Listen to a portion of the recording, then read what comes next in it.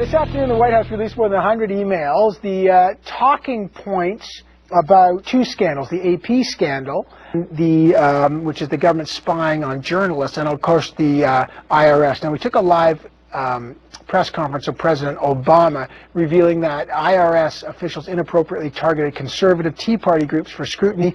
This afternoon, Obama said he's going to fire, or he's accepted the resignation of the acting head of the IRS, and he's taking action to find those responsible. He said he's angry. They also, as I say, released 100 emails of talking points around last year's embassy attack in Benghazi. So you got three things going on here. Let's get at what this all means. Igor Volsky is the managing editor of thinkprogress.org. He's here, and so is Ford O'Connell, our Republican strategist. Both of you guys are in Washington, although. Ford, let me start with you, and let me start with the IRS scandal, because we just took Obama on that.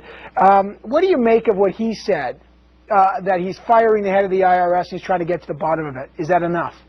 No, it's not enough. I think it's a good first step. What he's trying to do here is close ranks because he's in damage control. What he wants to say here is that the IRS's mismanagement and targeting conservative groups for tax-exempt status was really an in-house thing. What the Republicans want to show is that the White House actually directed the IRS to do that. So there's going to be more to come, but right now he's trying to look like he's in charge, take control. But again, this is going to keep, going on, and we're going to get to the bottom of this.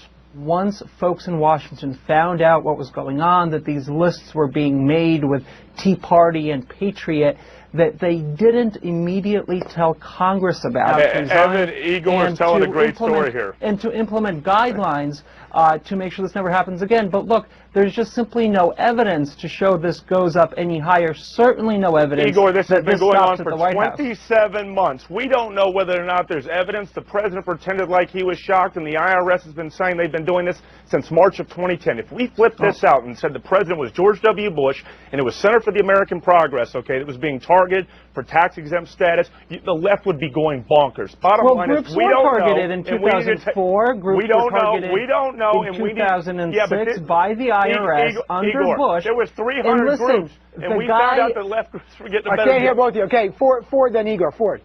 Basically, what I want to say is that, look, there's a lot going on here. There's about 300 groups. We're finding out that the left was having no problem applying for tax-exempt status. This is 501c 3 and 4 under the IRS. And essentially what we found out was that conservative groups under the promotion of social welfare were being targeted unfairly for extra scrutiny by the government. So for Igor to say we don't know whether or not the White House is involved in this, given what we know about Benghazi, AP, their credibility's shot. So I'm not going to say anything about Nixon or anything else. All I'm going to say is we're going to take a wait-and-see approach, but the White House is in damage control mode right now. So you're not saying anything about Nixon, just to be clear. I'm not. By mentioning Nixon, you're definitely not saying anything about Nixon.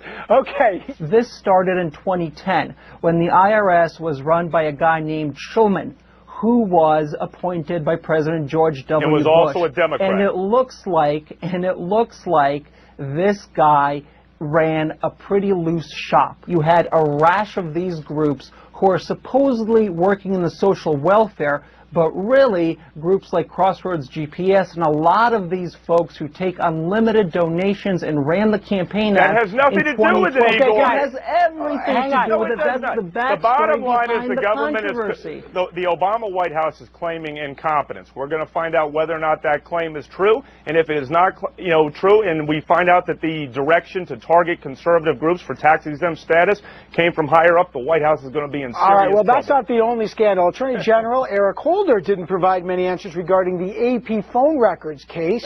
Let me start with you, Ford. What do you make of this? Obama didn't comment on this today. What do you make of this scandal? I think we need to take a wait-and-see approach. It looks like the administration might have circumvented the First Amendment, the freedom of press, in an effort to bully the Associated Press, the wire service, in an effort to basically uncover a whistleblower stemming from a foiled Yemenis terrorist attack in 2012. So, look, it's a wait-and-see approach. It doesn't look good, but the great thing is the Republicans don't have to do anything. The media does not like it when their First Amendments are violated, and essentially they're going to be like a dog on the bone, and they're going to chase the story to the end of time, and all I got to do is sit back and watch. Igor? We really, I think, have to look into this, get to the bottom of it, because, you take away the freedom of journalists and reporters to talk to government sources and to spread information to the public, and I think we're in a lot of trouble as a country. So Igor, I do agree with you. Trampling on the First Amendment's a really big problem, but right now the White House is basically claiming incompetence in two areas. Let's find out what happened. The Internal Revenue Service. So to continue to claim incompetence over and over when scandals break out doesn't make you look very good. When you have actual evidence to show how the dots connect to the White House, I'd like to hear it. But the implication is clear. We're going to find out. I agree we should take away the to see what I'll do. Don't worry, guys. I'm out of time here, but I'll be secretly reading both your emails to find out what you really think. Ford O'Connell and Igor Volsky, both of you. We'll wait, by the way, to see on a serious note if Obama does comment on that. That's a very serious issue. We've been covering it every day. We'll follow it tomorrow. Thanks, gents. Thank you.